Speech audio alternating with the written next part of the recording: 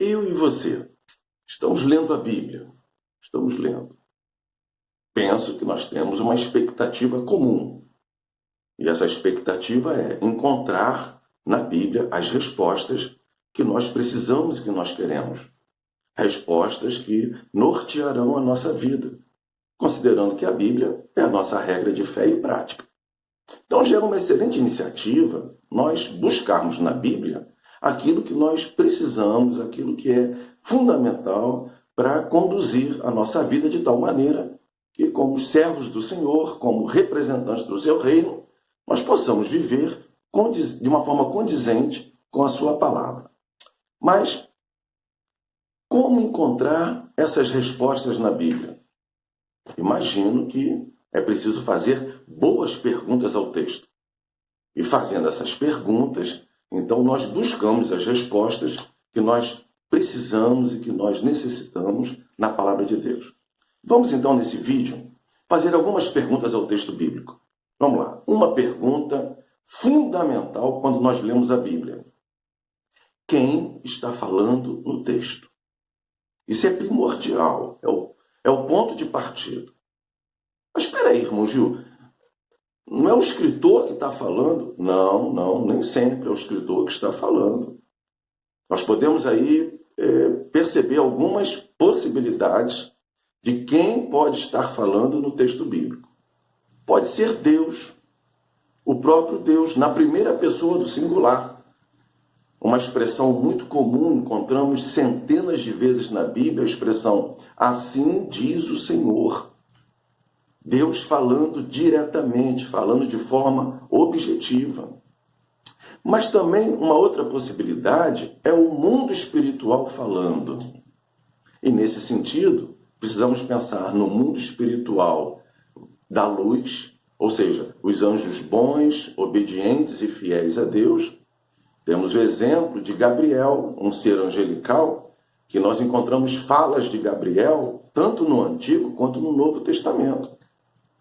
Mas também pode ser o mundo espiritual pelo lado das trevas. E a Bíblia registra falas, inclusive, de quem conduziu, de quem liderou uma rebelião contra Deus no passado eterno, vindo a se tornar o que a Bíblia chama de Satanás, de diabo ou diabo. E nós encontramos falas dele também, tanto no Antigo quanto no Novo Testamento. Mas além dessa dimensão, digamos assim, sobrenatural, nós encontramos na Bíblia o homem falando. E é preciso destacar aqui nesse sentido, quando eu digo homem, ou seja, uma fala do homem a partir dele. A revelia da vontade de Deus e até podemos ser na contramão da vontade de Deus. Você quer ver um exemplo?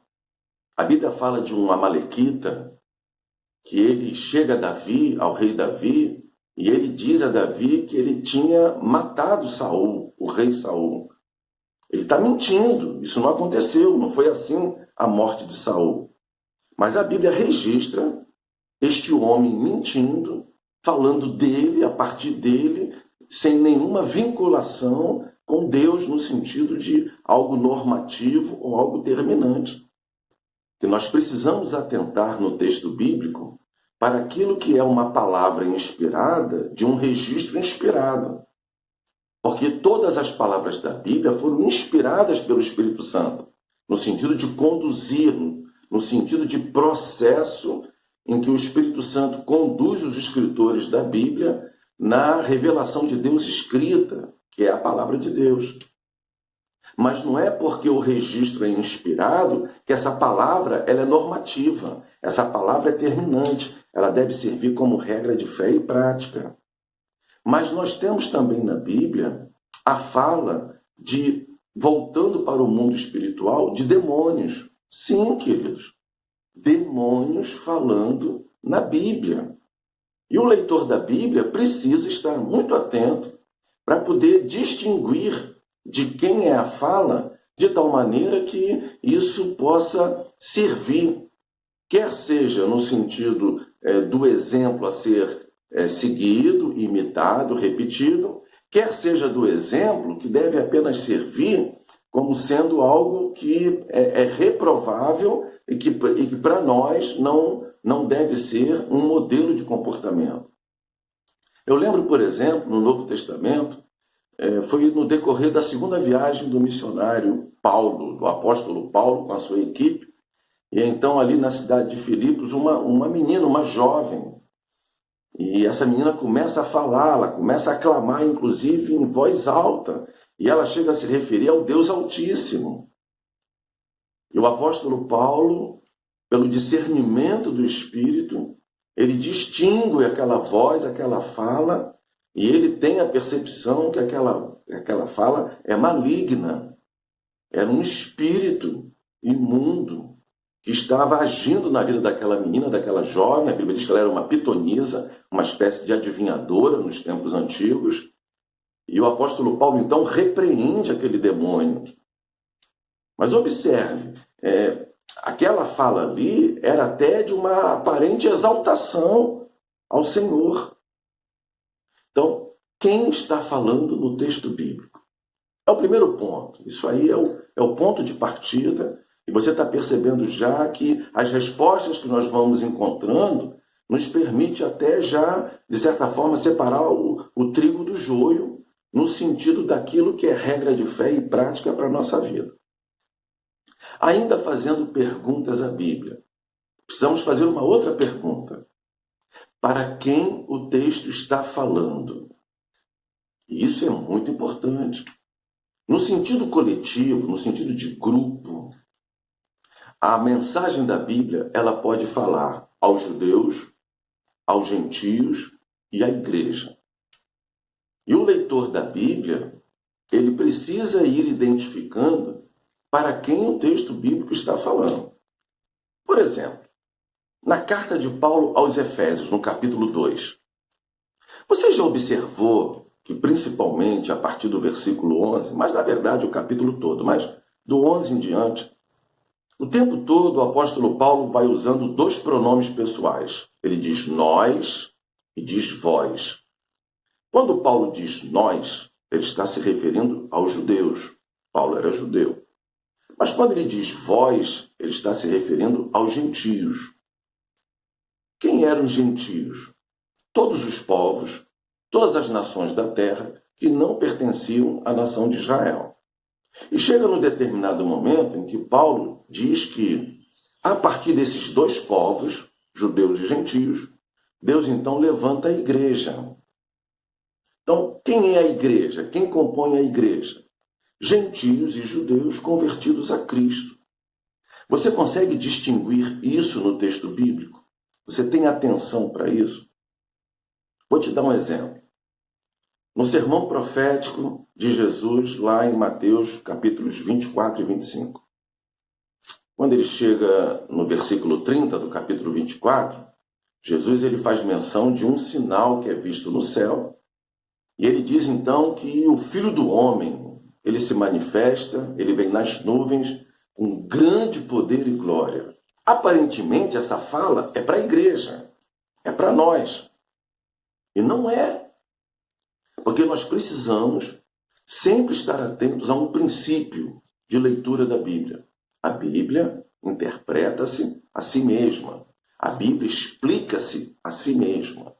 E como a Bíblia faz isso? Bem, nós buscamos nos contextos do que nós estamos lendo, quer seja imediato, quer seja remoto. E aí, quando nós encontramos, por exemplo, o texto de Apocalipse 19, nós percebemos que este momento que Jesus está se referindo lá no sermão profético é da sua manifestação em glória. É quando ele desce do céu de forma visível, de forma pública, e então todas as nações da terra, elas contemplarão esta manifestação, inclusive Israel. E a igreja, irmão Gil?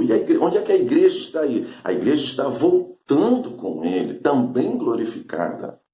Porque a igreja foi raptada, ela foi arrebatada antes desse período chamado tribulacional acontecer na terra. Então, Mateus 24, 30 é uma expectativa primariamente para os judeus, para um remanescente judaico que vai sobreviver à perseguição do anticristo na grande tribulação. E esse remanescente, então, vendo o céu aberto e o Senhor Jesus se manifestando com grande poder e glória, esse remanescente, então, aceitará, receberá Jesus como seu Messias e libertador. Mas, secundariamente, essa manifestação de glória também é para os gentios, para as nações gentílicas. Porque ao final desse período chamado tribulacional, haverá um julgamento dessas nações.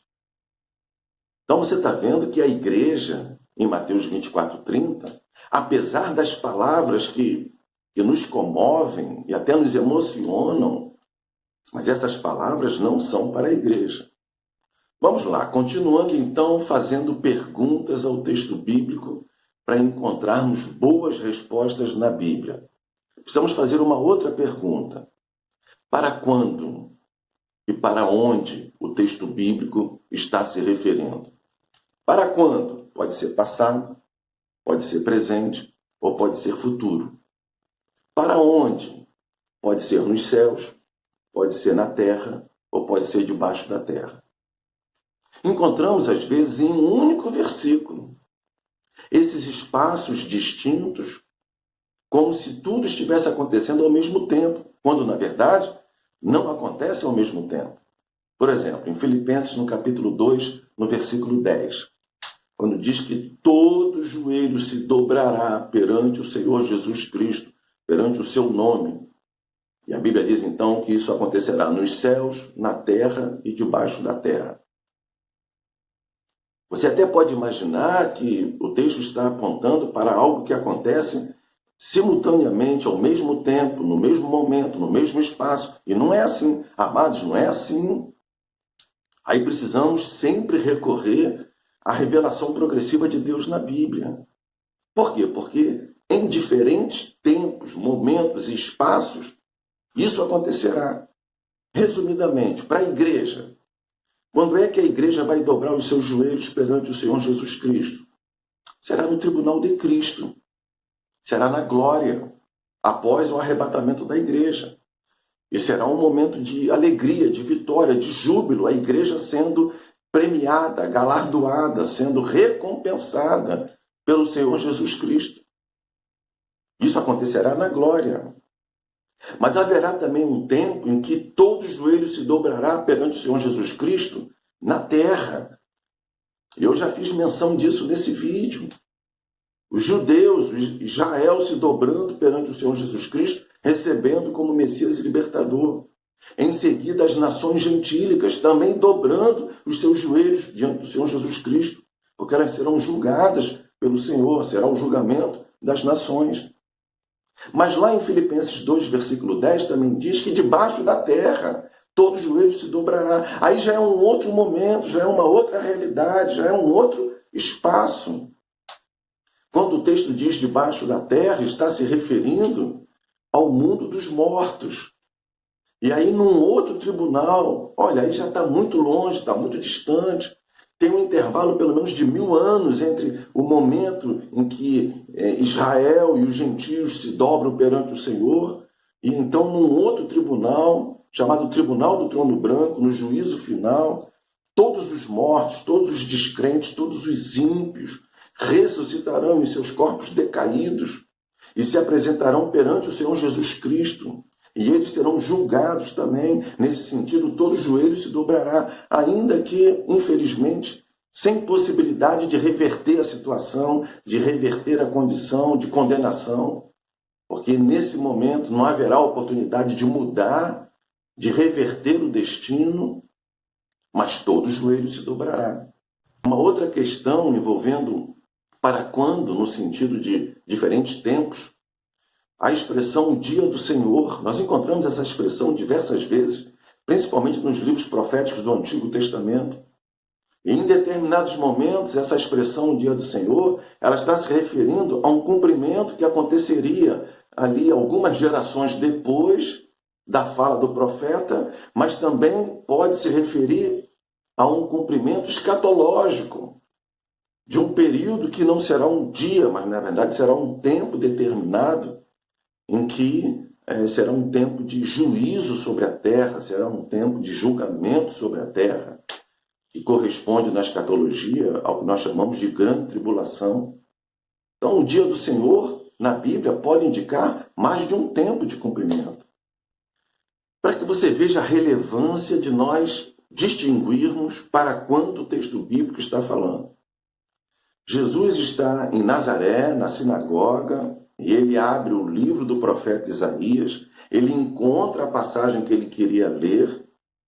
Mesmo o texto original, nós sabemos que era um texto que não tinha nem divisão, como nós temos hoje, o texto dividido em capítulos e versículos, mas mesmo assim, a Bíblia diz que ele abre o rolo do livro de Isaías, porque era o formato dado aos livros no mundo antigo, e ele encontra a passagem que... Então ele sabia o que ele ia ler, ele sabia, ele conhecia aquela leitura.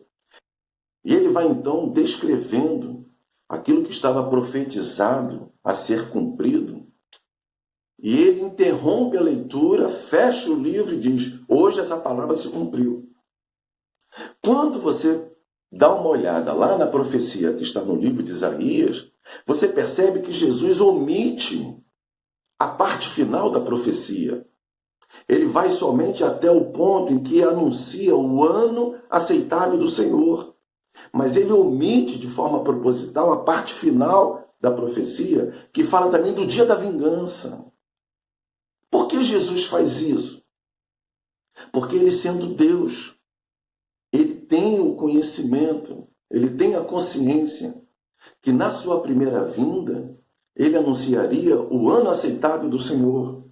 Que a teologia chama de dispensação da graça, a dispensação da igreja, o tempo da igreja. Mas o dia da vingança do Senhor não aconteceria na sua primeira vinda.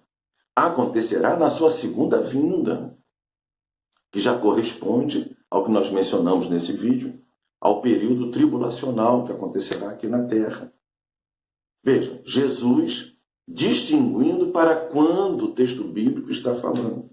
Isso quer dizer que eu e você, enquanto leitores da Bíblia, precisamos ter a mesma atenção para não aplicarmos indevidamente, incorretamente, a mensagem da Bíblia. Continuando, ainda fazendo perguntas ao texto bíblico, precisamos perguntar para o texto o seguinte: esse texto, ele é literal ou ele é figurado? Se nós não fizermos isso, queridos, nós podemos chegar a conclusões totalmente equivocadas. De um modo geral, ou seja, majoritariamente, o texto bíblico ele é de caráter literal. Devemos respeitar o seu contexto histórico-gramatical e ler as palavras da Bíblia de modo literal. Mas não quer dizer que sempre devemos ler a Bíblia de forma literal. Por exemplo, naquele texto que eu já mencionei nesse vídeo de Apocalipse 19, na manifestação de Cristo em glória, no final da grande tribulação, a Bíblia diz que uma espada sairá de sua boca. Se eu entender isso de forma literal, eu vou imaginar... Isso aconteceu em sala de aula. Sou professor de teologia e no campo da escatologia bíblica.